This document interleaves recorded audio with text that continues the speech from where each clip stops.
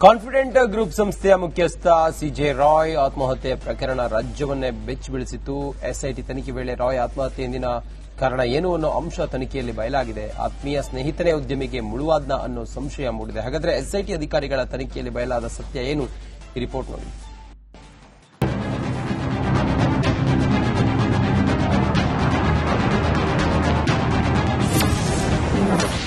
CJ Roy ಆತ್ಮಹತ್ಯೆ ಕೇಸ್ಗೆ big twist. SIT ತನಿಖೆಯಲ್ಲಿ ಬಯಲಾಯಿತ suicide ರಹಸ್ಯ.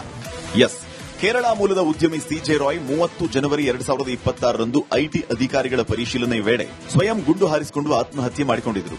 ರಿಯಲ್ ಎಸ್ಟೇಟ್ ಕ್ಷೇತ್ರದಲ್ಲಿ ದೈತ್ಯ ಹೆಸರು ಮಾಡಿದ್ದ ರಾಯ್ ಐಷಾರಾಮಿ ಜೀವನ, ಮನೋರಂಜನೆ ಕ್ಷೇತ್ರ ಸೇರಿ ಹಲವು ಕಡೆ ಬ್ಯುಸಿಯಾಗಿದ್ದರು. ಹೀಗಿದ್ದ ರಾಯ್ ಆತ್ಮಹತ್ಯೆ ಮಾಡಿಕೊಂಡಿದ್ದಾರೆ ಎಂಬ ಸುದ್ದಿ ದೇಶದಲ್ಲಿ ತೀವ್ರ ಸಂಚಲನ ಮೂಡಿಸಿತ್ತು. ಆತ್ಮಹತ್ಯೆಯ ಹಿಂದೆ ಅನೇಕ ಅನುಮಾನಗಳು ಹುಟ್ಕೊಂಡಿತ್ತು.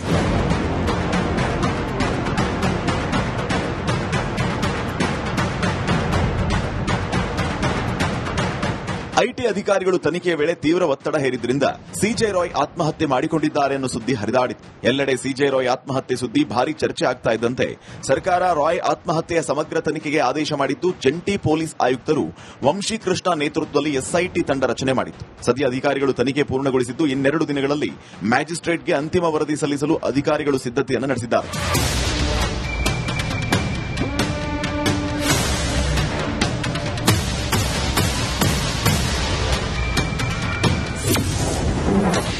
ಆಪ್ತನಿಂದಲೇ ವಿಶ್ವಾಸದ್ರೋಹ.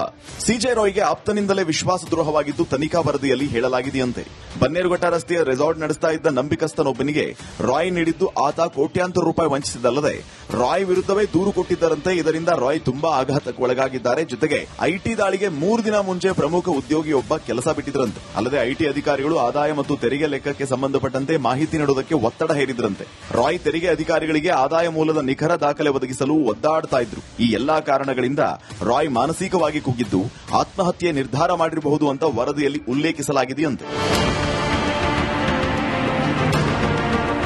ಆತ್ಮಹತ್ಯೆಗೂ ಮುನ್ನ ರಾಯ್ ಅವರ ಮಾನಸಿಕ ಸ್ಥಿತಿಗತಿ ಕುರಿತು ನಿಮ್ಹಾನ್ಸ್ ತಜ್ಞರಿಂದ ಎಸ್ಐಟಿ ಅಭಿಪ್ರಾಯ ಪಡೆದಿದ್ದು ಎಲ್ಲಾ ಆಯಾಮಗಳಿಂದಲೂ ತನಿಖೆ ನಡೆಸಿ ಅಂತಿಮ ವರದಿ ಸಲ್ಲಿಕೆ ಮಾಡುವುದಕ್ಕೆ ಸಿದ್ದವಾಗಿರುವ ಅಧಿಕಾರಿಗಳು 2 ದಿನಗಳಲ್ಲಿ ಮ್ಯಾಜಿಸ್ಟ್ರೇಟ್ ಕೋರ್ಟ್ಗೆ ವರದಿ ಸಲ್ಲಿಕೆ ಮಾಡಲಿದ್ದಾರೆ.